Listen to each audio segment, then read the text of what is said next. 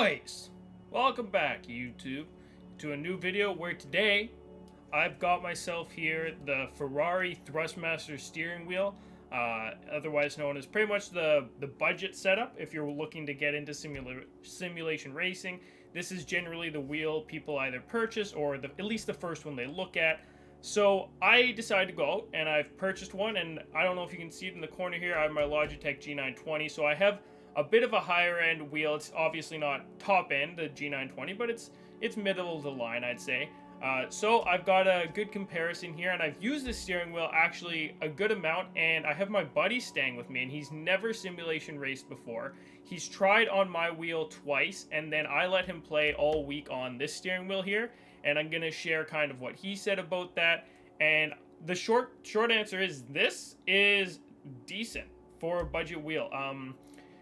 The first thing I want to address is with this wheel, first of all, this is the pedals. So it comes with gas and brake. There's no clutch pedal. If you know the G920, you know that the G920 has clutch. I meant to say clutch. This only has gas and brake, which is fine. It's a bit of a lighter setup. There's no metal parts. It's all plastic. It markets for 150 retail Canadian. So if you went to Best Buy, it would cost probably about 150. I got a really, really good deal on this wheel. I have an aftermarket, you guys in the States, I think you call it Craigslist. In Canada, it's called Kijiji, but I found this on Kijiji. He was asking 70 bucks for it. So I got this set up, pedals, everything for 70 bucks. Unbelievable deal. So the first and biggest thing that I noticed right away, this wheel right here has no force feedback. As hard as it is to turn right now, that's as hard as it's gonna be. You can't really edit that. It's on like a spring system as opposed to the mechanics like on the G920 that would actually like fight against you. My friend, so I saw that a different way than my friend. My friend has never simulation driven before. He's brand new to it. He tried my wheel, hated it because it's not like real driving. It's fighting against you, but either way, he tried this wheel and he said that he loved that there was no force feedback because he wasn't fighting to go in a straight line, which it actually makes sense. That is a good reason. The second biggest thing about this wheel, it has 270 degrees of rotation. So it's locked right there, and if I turn it right here, locked right there.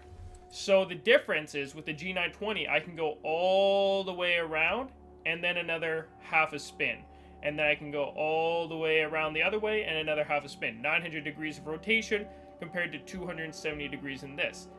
I saw that as a bit of a handicap. My friend, on the other hand, he thought that was awesome because it makes the car way more sensitive. Like, you don't have to spin the wheel so much just to do a little corner. He loved it. He thought that was phenomenal. So the short answer is if you're just getting into simulation racing, this is such an amazing choice for you. It's easy to get into. He's learned it very quick. He's already drifting a bit. He's racing on it.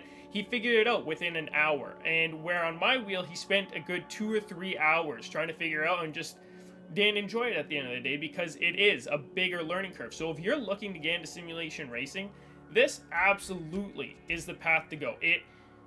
So also another thing I want to mention, it's not compatible. You see I have my shifter here. This is for my G920. There's no way to plug this or a handbrake into this wheel.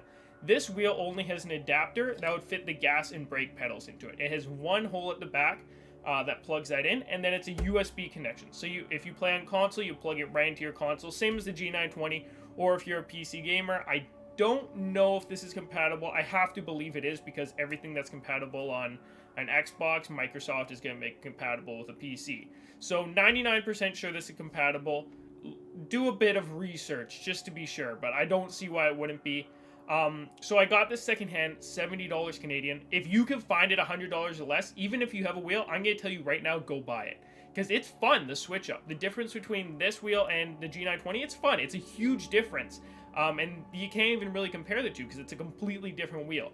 So since this doesn't have the capability of a shifter, as you can see, there's paddle shifters on the right and left, but below the paddle shifter, there's actually a button, and I like to rest my index finger on that button, and that does the exact same thing as these paddles do. But the cool thing is, if you wanted to set these buttons to something else, you could, because they act as different binds. So I think that's cool. That's how I shift. I just find these are kind of loud, whereas the buttons, it's a little softer and easier to push. that's kind of just how I dealt with it. This knob here, that's the start button, so as you can see, it's gonna drive us out now. It doesn't actually have any settings. The Xbox home button, it's on the back. You guys won't be able to see it on the camera, so I'm just gonna pull us back into the festival because otherwise it's gonna be rather loud. The D-pad is tricky, so you'd assume the start engine button is your home button, but what they've done is they've made this your D-pad. So right, down, left, up. It's kind of cool though. I wish they had the home button as start engine, but either way, it's an unbelievable wheel. And it's viable. You can do 99% of the things you can do on the G920 on this wheel. I've wasted a lot of time though. I kind of wanted to cover as much as possible because I know buying a simulation wheel is a big choice. Making the jump, and once you're into it, you're into it. Like, you're gonna just keep going down the line, you'll get better and you'll get better wheels. But for an entry-level wheel, this is a phenomenal choice. I've loved it, the chances I've had to use it. The grip even, it's a nice rubber grip. You're never gonna slip off this wheel. You don't have to worry about overhand steering.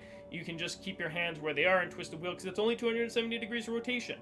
So you don't lose your spot on the wheel. I'm gonna show you guys the general button layout. There's two different ones. I'll show you what I switched between them, but there was two button layouts. So the buttons come stock, and I think that's honestly fine.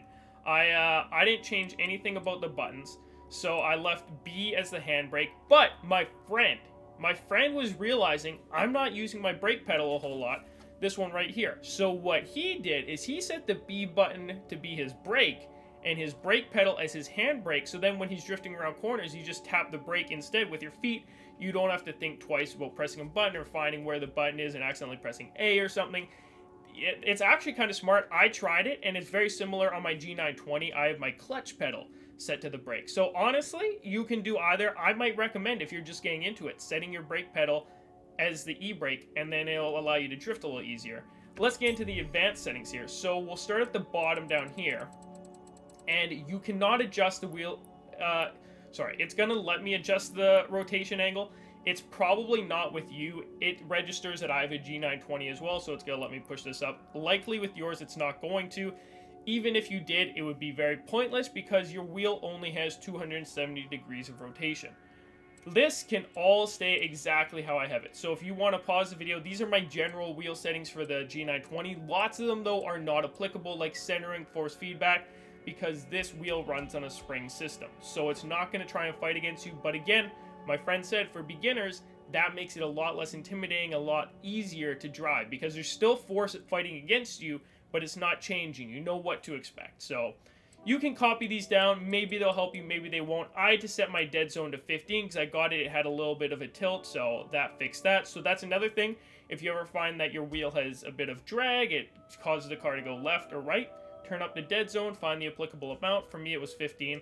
Either way, I've talked a ton this video, so I'm going to roll some footage of the wheel in use just throughout the back here. I'll do some races, I'll do a bit of drifting, just so you guys can get an idea of how it handles. If this video has helped you at all, leave a like, comment, please consider subscribing, and if you're subscribed, turn on those bell notifications. Only 18% of you guys have them on to get notified when I post more helpful videos like this. I hope to review my G920 sometime soon. I realize I don't technically have a video reviewing it. So, yeah, if this helped you at all, if you were considering buying this Thrustmaster wheel right here, I honestly recommend it. Try to find it secondhand, though, a little bit cheaper. Either way, like, comment, consider subscribing. I love you all, boys. I'll see you tomorrow with another video, and enjoy the footage. Peace.